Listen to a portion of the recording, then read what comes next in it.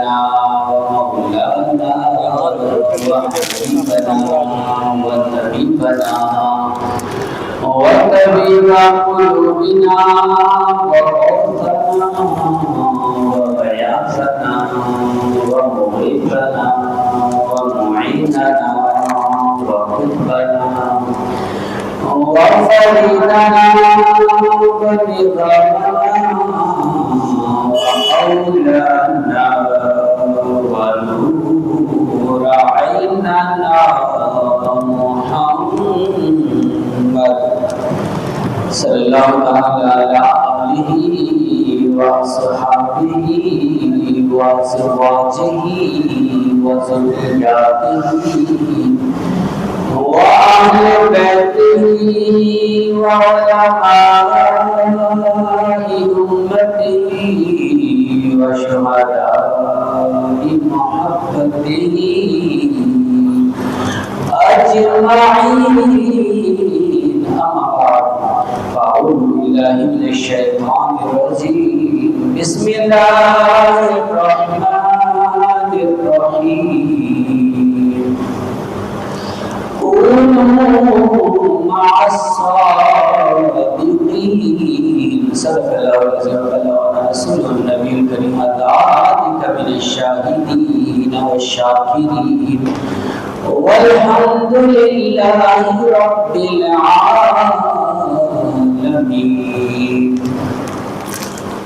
حمد و صلات کے بعد ہم نے قرآن مجید فرقان حمید کی آیت مبارکہ سے تلاوت کرنے کا شرف حاصل کیا ہے. اللہ جل جلالہ و مانا والوں کی باتوں میں ہوا ہے کہ وہ ہمیں حق اور سچ کہنے کی سعادت عطا فرمائے اور سامعین کو حق اور سچ سن کر عمل کرتے ہوئے دوسروں تک پہنچانے کی توفیق فراہم فرمائے. آمین بجاہ النبی الامین صلی اللہ تعالی علیہ وسلم. جو آیت مبارکہ ہماری اپنے خطبے میں تلاوت کی ہے اس کا معنی مفہوم کچھ ہی ہے. کونوا مع الصادقین. اچھوں کے ساتھ ہو جاؤ، سچوں کے ساتھ ہو جاؤ، اچھوں اور سچوں کی سنگت اختیار کرو، اچھوں اور سچوں کی صحبت اختیار کرو، اچھوں اور سچوں کی گیدری کو اختیار کرو. آیت مبارکہ کا یہ معنی مفہوم ہے. ہم اچھوں اور سچوں کا جتنا ذکر کرتے ہیں اس ذکر سے ہمیں ہی فائدہ پہنچتا ہے، ہمیں ہی برکت ملتی ہے. جنت میں ایک سسٹم ہوگا کہ جنتی جنت میں تکیے لگا کر چاندنیوں پر خوشبودار ماحول میں بڑے پرسکون انداز میں بیٹھے ہوں گے اور ایک طرف حوریں ہاتھ باندھ کر کھڑی ہوں گی، دوسری طرف غلما ہاتھ باندھ کے کھڑے ہوں گے.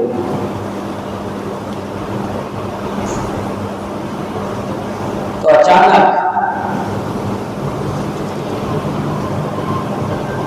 جنتی کو جنت میں دنیا کی اچھی بات یاد آئے گی،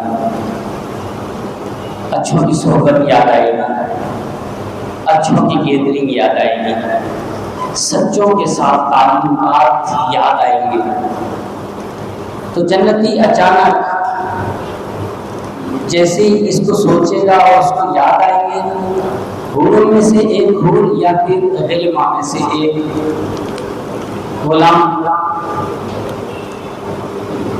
وہ پکار کر کہے گا واہ سبحان اللہ، آپ کی دنیا کی صحبت کتنی اچھی تھی، آپ کی دنیا کی گیدرنگ کتنی اچھی تھی، آپ کی دنیا کے اٹھنے بیٹھنے میں لوگ سچے لوگوں کا ساتھ کتنا خوبصورت تھا. جیسے یہ کہیں گے اگر یہ بات حوروں نے کہی ہوگی تو غلما اور غلما نے کہی ہوگی تو حوریں ایک دم کہیں گی واہ سبحان اللہ، اس کی وجہ سے اللہ تعالیٰ نے آپ کا ایک درجہ اور بلند کر دیا. یہ چلتا رہے گا، سلسلہ ختم نہیں ہوگا۔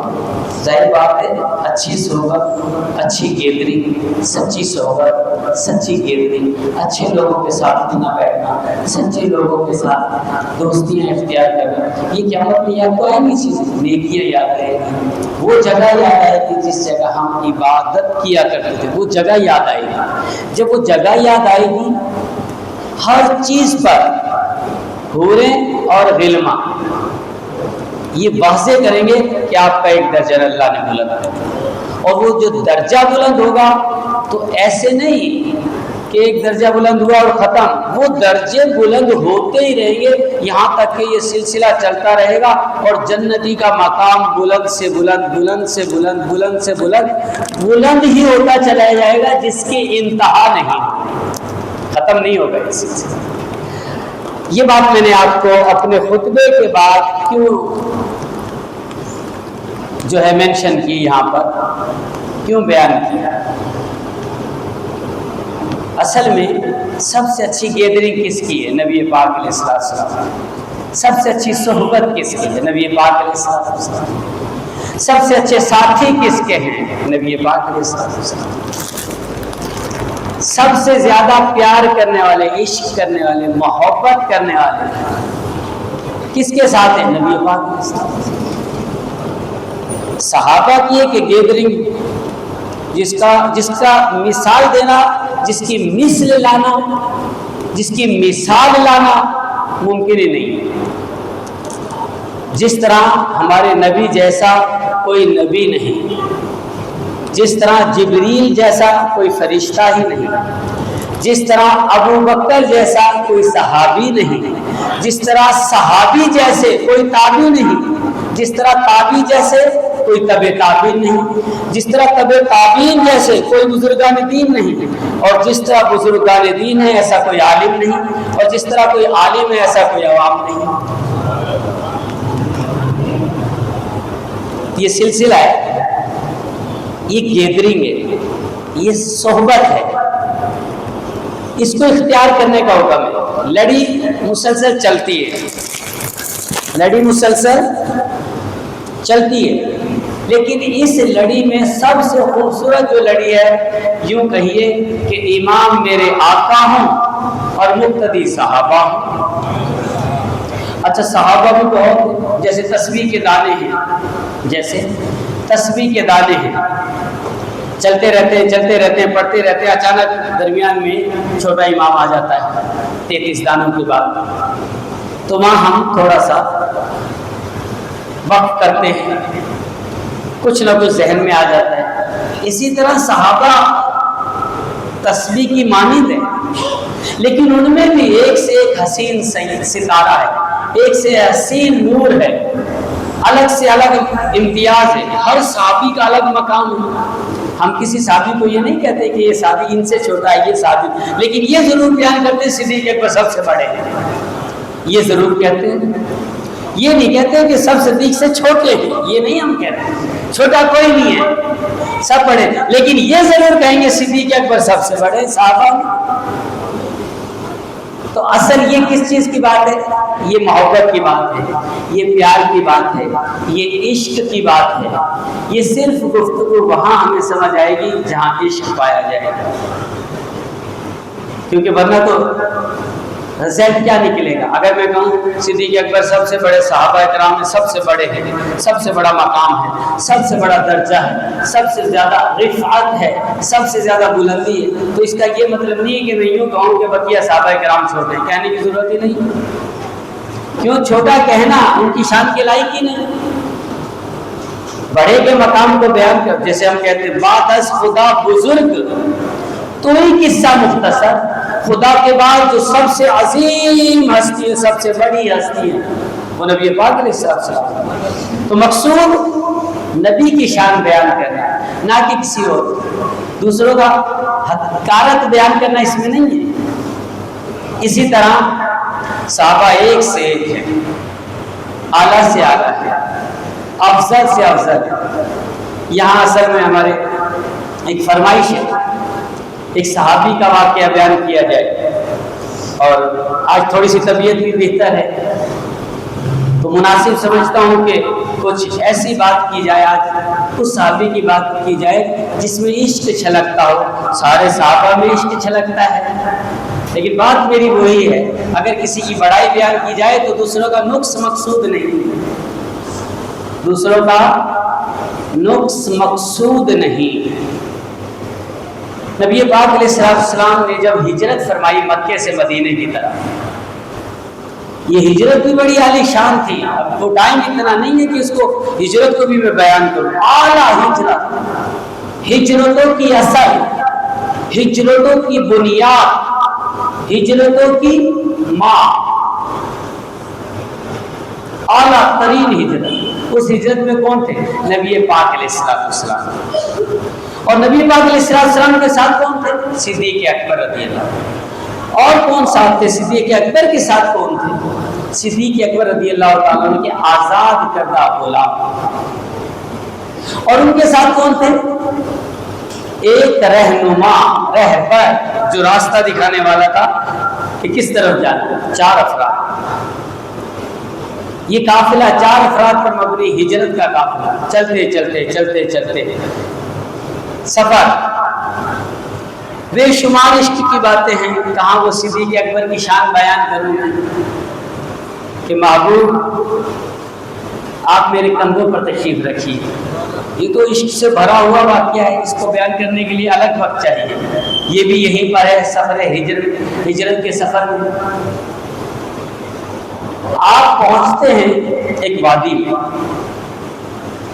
وادی میں ایک خاتون رہتی تھی جو ابھی تک اسلام نہیں لائی تھی، مہمان نواز، جس کا دل اچھا، جس کی آنکھیں اچھی سے مراد جس میں حقانیت ہو، حقیقت ہو، اصلیت ہو، بنیاد ہو، بیس ہو، ایسی خاتون جن کا نام ام معبد، مشہور ام معبد کے، لیکن ان کا اصل نام عاتقہ بنت خالد،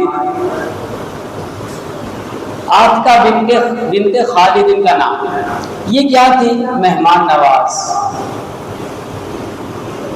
راستے میں چونکہ ان کی جھونپڑیاں تھیں، جیسے خانہ بدوشوں کی ہوتی ہیں، آپ نے دیکھا ہوگا خانہ بدوش جس طرح رہتے ہیں، اس طرح جھونپڑیاں تھیں۔ یہ ہر وقت صبح اپنے گھر سے باہر جھونپڑی کے بیٹھتی اور انتظار کرتی، کوئی مسافر تو نہیں گزر رہا، کوئی راہگیر تو نہیں گزر رہا، کوئی مہمان تو نہیں گزر رہا کہ اس کی مہمانی کی جو انتہائی مہمان نواز، جو بھی سفر سے گزرتا اس کی مہمان نوازی کرتی۔ جب نبی پاک علیہ السلام کا گزر اسی راستے سے ہوا، ہجرت کرتے ہوئے صدیق اکبر صاحب، میرے آقا علیہ السلام فرمایا، صدیق، عرض کی یا رسول اللہ کیا حکم ہے؟ کہا آج جس راستے سے ہم جا رہے ہیں، اس راستے میں آج تم ایک اللہ تبارک و تعالیٰ کی شان دیکھو۔ نبی علیہ السلام نے فرمایا اللہ کی شان دیکھو، اور جب ہم بیان کریں گے تو ایسا لگے گا نبی کی شان دکھائی گئی۔ وہی بات ہے، تو من شدم من تو شدی، من تن شدم تو جان شدی، تا کس کے گوئے بعد ازا تو دیگرم من دیگری، تو میں ہو جا میں تو ہو جاؤں۔ اللہ اور اللہ کے رسول کا ایک ایسا تعلق ہے جس کو ہم نہیں سمجھ سکتے۔ تو میں ہو جا میں تو ہو جاؤں، میں جسم ہو جاؤں تو جان ہو جا۔ پھر کوئی تجھے مجھے دیکھے تو یہ نہ کہے تو کوئی اور ہے میں کوئی اور ہوں، جو تجھے دیکھ لے مجھے سمجھ لے، اور جو مجھے دیکھ لے وہ تجھے سمجھ لے۔ یہ تو بات کہیں کہیں ملتی ہے، یہ تو نہیں ملتی کہیں چیز، اور ہمارے آج کے معاشرے میں یہ کہاں ملے گی؟ یہ چیز تو ہمیں دیکھنے کو نہیں ملتی کہ جو تجھے دیکھ لے، جیسے وہ شاعر کہتا ہے جو تجھے دیکھ لے وہ مجھے دیکھ لے، جو مجھے دیکھ لے وہ تجھے دیکھ لے۔ دیکھنے کا مزہ آج کی رات ہے، یہ معراج کی رات ہے۔ تو محبوب علیہ السلام نے بارہ اللہ تعالیٰ کی طرف نسبت کر دی کہ اللہ کی شان دیکھنا صدیق۔ آپ گئے ام معبد، اسی طریقے سے انتظار کر رہی تھی، کوئی مسافر گزرے گا، کوئی مہمان گزرے گا، لیکن یہ زمانہ جس زمانے میرے آقا نے ہجرت فرمائی قید سالی کا تھا، انتہائی سخت قید سالی تھی، کھانے پینے کو کچھ نہیں تھا، سبزہ نہیں تھا، جانور لاغر ہو چکے تھے، دودھ ختم ہو چکا تھا، کچھ بھی نہیں تھا، لیکن ام معبد پھر بھی جھونپڑی کے باہر۔ آپ نے کہا کہ آج ہم ام معبد کے مہمان بنے، جیسے ہی قریب گئے آپ نے مہمانی اختیار کی۔ ام معبد نے انتہائی محبت کے ساتھ آپ کی مہمان نوازی کے لیے آپ کو اسٹے کروایا۔ جب آپ کو اسٹے کروایا تو میرے آقا علیہ الصلوۃ والسلام نے پوچھا، اے ام معبد، کیا تمہارے پاس کچھ گوشت یا کچھ کھجوریں یا کوئی دودھ ہے کہ جو ہم تجھ سے خرید لیں، جو ہم تجھ سے خرید لیں؟ کہتی ہے آپ کا چہرہ تو خریدنے والا نہیں، آپ کا چہرہ خریدنے والا نہیں، آپ کا چہرہ عطائیں کرنے والا ہے، آپ لینے والے نہیں دینے والے ہیں۔ پھر آپ نے کہا ہم چاہتے ہیں کہ ہم اس قید سالی کے زمانے میں تمہاری کچھ مدد کریں۔ کہا یہ آنکھیں بتا رہی ہیں، کہنے لگی یہ آنکھیں بتا رہی ہیں کہ یہ آنکھیں لیتی کچھ نہیں ہیں، صرف دیتی ہیں۔ یہ میرے پاس اتنا ٹائم نہیں ہے۔ ام معبد نے میرے آقا علیہ السلام کے چہرے سے لے کر پاؤں تک کی ایک ایک چیز کو ذکر کیا اور اس طرح بے مثل بیان کیا کہ جس سے میرے آقا کی شان بلند، شان۔ اس کو تھوڑا سا آخری میں بیان کروں گا۔ الغرض کہا اے مہمان، جانتی نہیں تھی کہ یہ کون ہے، بس چہرہ دیکھا، کہنے لگی چہرہ ایسا ہے کہ میں نے زندگی میں نہیں دیکھا۔ کبھی کبھی کہتی کہ چاند کو رات کو دیکھا کرتی ہوں، یعنی اسی مہمان نوازی کے دوران وہ کبھی کبھی یہ بول رہی تھی کہ چاند کو رات میں دیکھتی ہوں، اور وہ بھی 14ویں کا چاند۔ میں سوچتی ہوں کہ یا تو چاند آسمان سے نیچے اتر آیا ہے یا اللہ تعالیٰ نے چاند بنا کر کوئی بھیج دیا۔ بار بار اس طرح کی میرے آقا علیہ السلام صدیق اکبر کی طرف دیکھتے، صدیق میرے آقا کی طرف دیکھتے، اور جب دونوں دیکھتے تو دونوں کے چہرے پر مسکراہٹ آتی۔ تو پھر ام معبد کہتی اللہ اکبر، ایسی مسکراہٹ کبھی زندگی میں میرے خیمے میں کسی مہمان کی نہیں آئی۔ مسکراہٹ کا یہ انداز۔ الغرض مختصر یہ کہنے لگی اے مہمان، خوش سالی کا زمانہ ہے، میں تو جو مہمان جاتا ہے میں تو کوشش کرتی ہوں کہ اس کی مہمان نوازی کروں، لیکن آج تم خوش نصیب کیسے آئے؟ تمہارے چہرے کو دیکھتی ہوں تو جھونپڑی دیکھتی ہوں، تمہاری آنکھوں کو دیکھتی ہوں تو میں اپنی جھونپڑی کو دیکھتی ہوں، تمہاری گفتگو کو سنتی ہوں تو میں اپنی جھونپڑی کو دیکھتی ہوں، تمہارے انداز کو دیکھتی ہوں تو میں اپنی جھونپڑی۔ اس کا مقصد کیا تھا کہ اتنا عالی شان مہمان آیا اور میری جھونپڑی خالی ہے، کچھ بھی نہیں، کھلاؤں کیا، پلاؤں کیا، مہمان نوازی کروں کیا؟ نہ کوئی کھانے کی چیز ہے، نہ کوئی پینے کی چیز ہے۔ میرے آقا علیہ السلام نے فرمایا کوئی بات نہیں ام معبد، یہ بتاؤ کہ دودھ ہے؟ کہنے لگی یا رسول اللہ، ابھی ظاہر بات ہے نہیں معلوم تھا کہ یا رسول اللہ، تو میں کہہ رہا ہوں اے مہمان دودھ نہیں ہے۔ کہا کوئی بکری ہے؟ کہا بکری ہے۔ وہ دیکھے ایک کونے میں بکری کھڑی ہوئی تھی، کمزور لاغر، جس کی پسلیاں نظر آ رہی تھی، سوکھی ہوئی، جسے ڈھانچہ، انتہائی لاغر، ایک کونے میں کھڑی تھی، اداس سی، گردن کو جھکا کے مایوس سی کھڑی تھی، جیسے کوئی بیمار کھڑا۔ اشارہ کر کے کہنے لگی یہ بکری ہے لیکن یہ دودھ نہیں دیتی۔ میرے آقا علیہ السلام نے فرمایا اچھا یہ بکری ہے، اگر یہ دودھ دے دے تو؟ کہا رسول اللہ میرے ماں باپ آپ پہ قربان ہو جائے اگر یہ دودھ دے دے تو۔ میرے ماں باپ، کوئی ماں باپ کو قربان کرتا ہے؟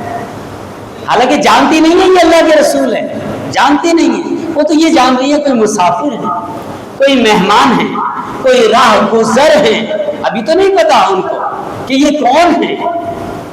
کہتی ہے میرے ماں باپ آپ پر قربان، آپ کے چہرے پر قربان، آپ کی آنکھوں پر قربان، آپ کی گفتگو پر قربان، اگر اس کے تھنوں میں دودھ آ جائے گا۔ اسے پتا تھا دودھ تو ہے ہی نہیں، دودھ تو آ ہی نہیں سکتا، اس لیے کہہ دیا ماں باپ قربان۔ میرے آقا علیہ الصلوۃ والسلام نے کہا اس بکری کو میرے پاس لے آ۔ بکری لائی گئی، بکری جب لائی گئی تو مرتے مرتے آئی، مریل انداز میں آئی، بڑی مشکل سے آئی، کمزور تھی، لاغر تھی۔ میرے آقا علیہ الصلوۃ والسلام نے اس کی پیٹھ پر ہاتھ پھیرا اور کہا اے اللہ یہ ام معبد کی بکری ہے، یہ ام معبد کی بکری ہے۔ بکری نے ایک جھرجھری لی اور تندرستی ہونے لگی۔ پھر میرے آقا علیہ السلام نے اس کے تھنوں پر دھونے کے لیے ہاتھ پھیرا، جیسے ہی تھن پر ہاتھ پھیرا لبالب لبالب لبالب پورے کے پورے تھن دودھ سے بھر گئے۔ ام معبد کبھی میرے آقا کی کہتی ہے، خود کہتی ہیں واللہ کبھی میں اس مہمان کا چہرہ دیکھتی، کبھی میں بکری کو دیکھتی، پھر وہ تھن پہ ہاتھ پھیرتے میں ان کے چہرے کو دیکھتی، میں بکری کے تھنوں کو دیکھتی، پھر وہ کمر پہ ہاتھ پھیرتے میں ان کی گفتگو اور ان کے انداز کو دیکھتی، میں بکری کو دیکھتی۔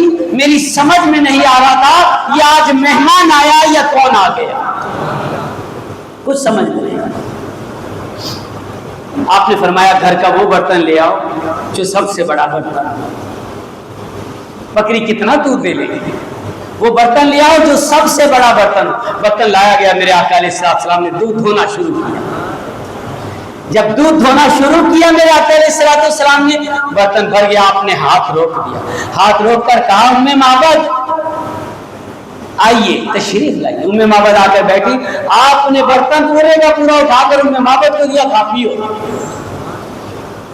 کہنے لگی آپ مہمان ہیں، آپ کہا نہیں میں تو ساتھی ہوں، ابھی تو تم نے کہا ہے کہ یہ لینے والا نہیں دینے والا ہے، یہ مانگنے والا نہیں عطا کرنے والا ہے، ابھی تو کہا پیے، تو ام معبد نے پیا۔ کہنے لگی بس، کہا اور پیو، اور پیا، بس، کہا اور پیو، اور پیا، کہنے لگی بس اس سے زیادہ گنجائش نہیں۔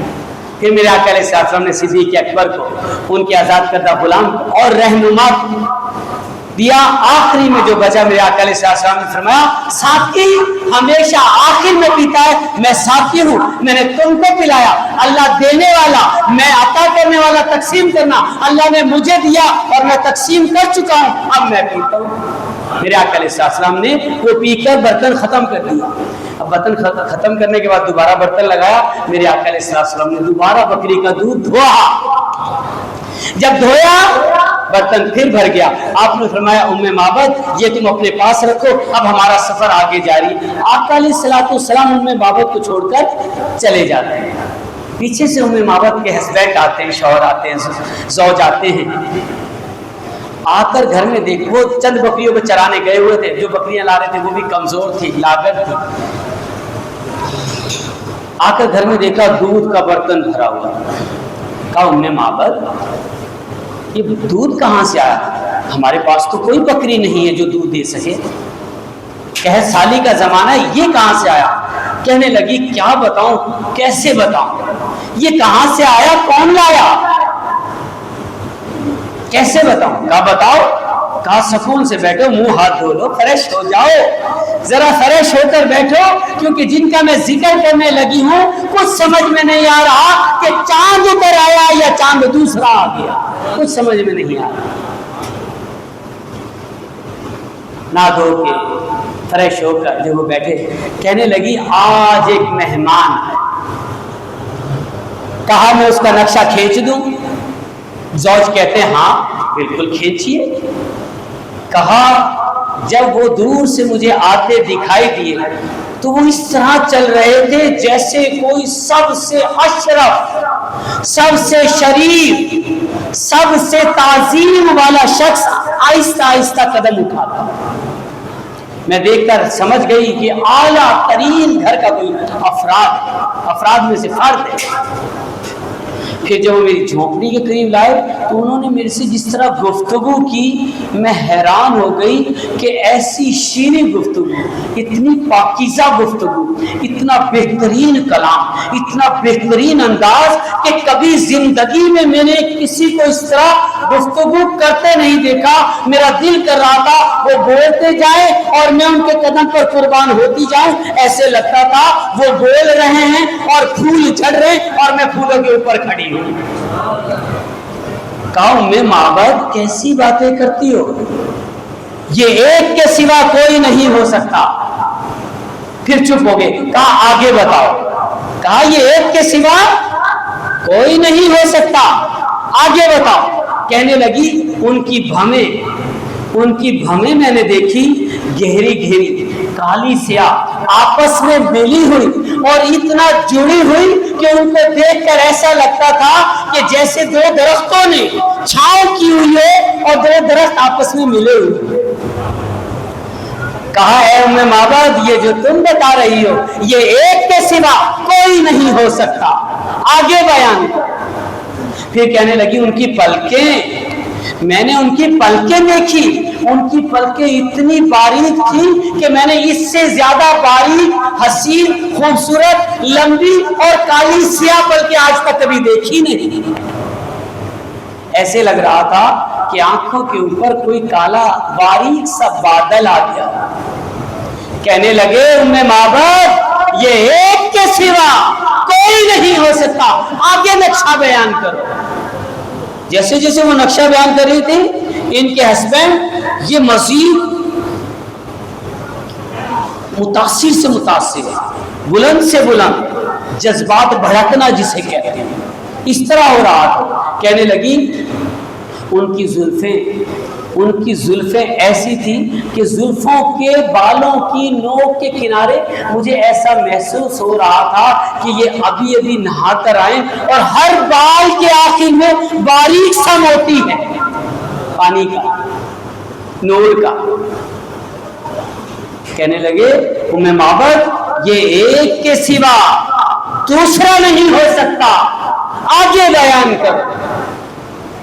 پھر کہنے لگی میں نے ان کو دیکھا کہ ان کا چہرہ جس طرح 14ویں کے چہرے میں کچھ سیاہ داغ ہیں جو چاند کی خوبصورتی پر اثر انداز نہیں ہوتے، جو چاند کی خوبصورتی کو خراب نہیں کرتے۔ میں نے دیکھا کہ ان کا چہرہ چاند سے بھی زیادہ چمک رہا تھا اور ان کی بھویں، ان کی پلکیں، ان کی آنکھیں، ان کی ناک مبارک، ان کے ہونٹ مبارک اسی طرح داغ کا کام کر رہے تھے جو چاند میں حسن پیدا کر رہے تھے۔ کہا ہے ام معبد یہ ایک کے سوا دوسرا نہیں ہو سکتا۔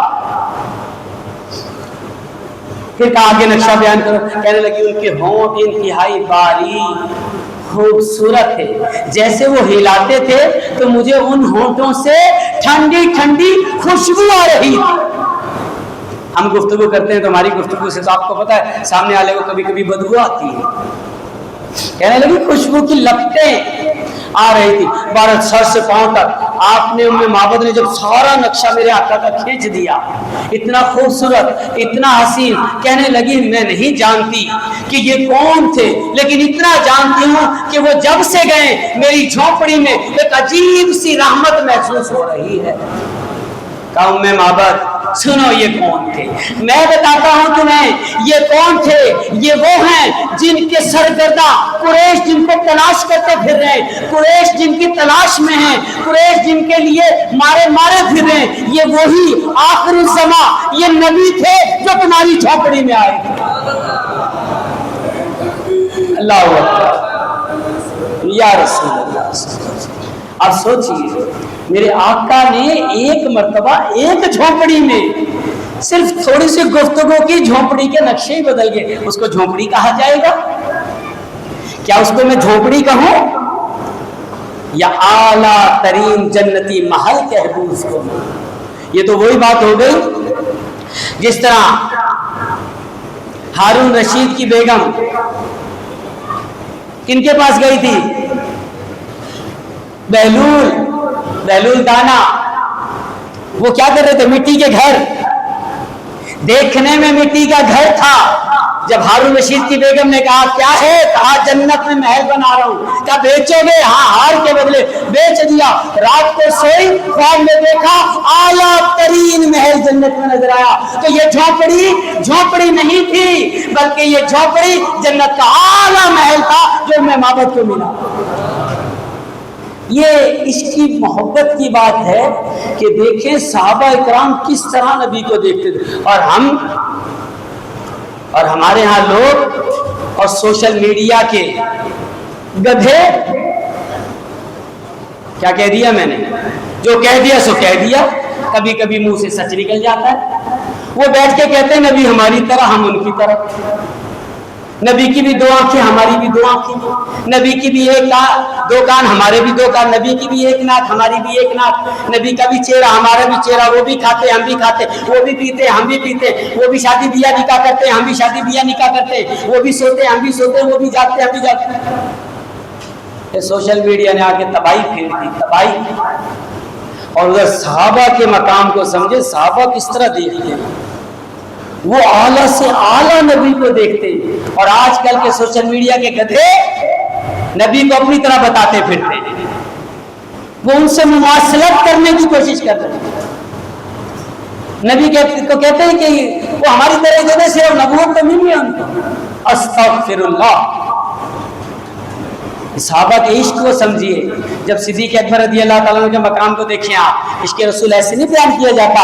جب خانہ کعبہ سے بت صاف کیے جائے تھے، مولا علی نے کہا یا رسول اللہ میرے کندھوں پر چڑھ جائیے، میرے کندھوں پر چڑھ جائیے اور بتوں کو گرا دیجئے، صاف کر دیجئے، توڑ دیجئے۔ میرے آقا نے فرمایا علی تمہارے کندھے نبوت کا بوجھ نہیں اٹھا سکتے، تمہارے کندھے نبوت کا بوجھ نہیں اٹھا سکتے۔ اور اس سفر میں، اس ہجرت کے سفر میں جہاں ام معبد کی مہمان نوازی ہوئی، اس سفر میں صدیق اکبر رضی اللہ عنہ تشریف فرما ہوئے زمین پر بیٹھے، میرے آقا کو عرض کی یا رسول اللہ آپ تھک جائیں گے، یا رسول اللہ آپ کے پاؤں برما جائیں گے، یا رسول اللہ سفر لمبا ہے۔ میرے آقا فرمانے لگے صدیق ایسی بات نہیں، نبوت اللہ نے مجھے عطا کی ہے، رسالت مجھے عطا کی ہے، حقیقت مجھے عطا کی ہے، بیس مجھے عطا کی ہے، بنیاد مجھے عطا کی ہے، اصل مجھے عطا کی ہے، میں کیسے تھک سکتا ہوں؟ عرض کیا آقا رسول اللہ آپ تو نہیں تھک سکتے،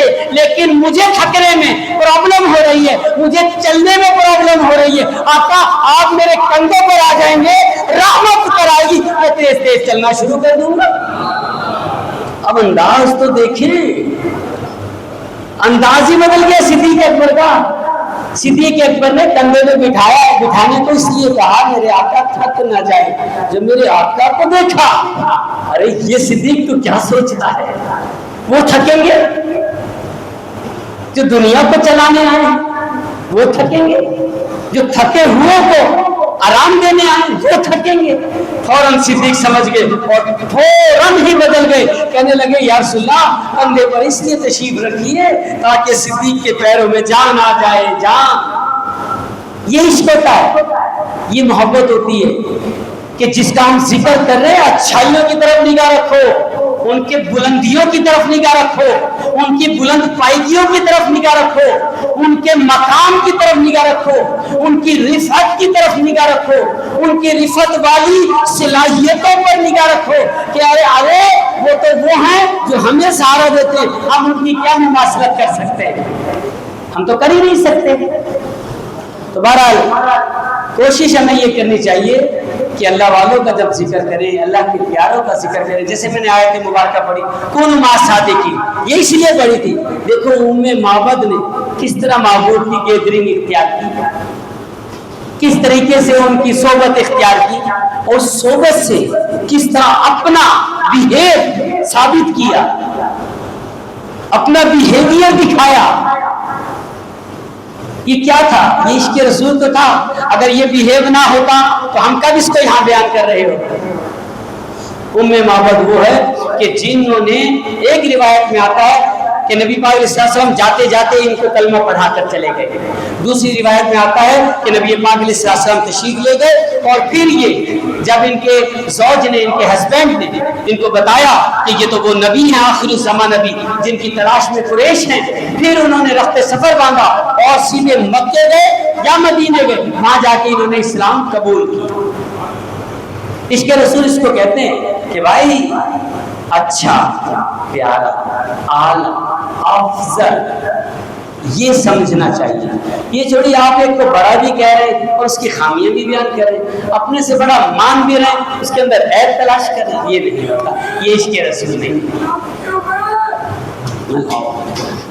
تو بہرحال یہ سوچئے کہ عشق رسول اگر پیدا کرنا ہے نا، عیبوں سے نظر ہٹانا، عیبوں سے نظر ہٹانا. محبوب میں تو عیب ہی نہیں ہے، تو وہاں عیب کی نظر. اس پہ تو آخری میں شعر پہ ختم کر دیتا ہوں. عیبوں کو ڈھونڈتی ہے عیب جو کی نظر، عیبوں کو ڈھونڈتی ہے عیب جو کی نظر، اندھیر کو اندھیرے میں بہت دور کی نظر آئے. وَمَا عَلَيْنَا إِلَّا الْبَلَاغُ.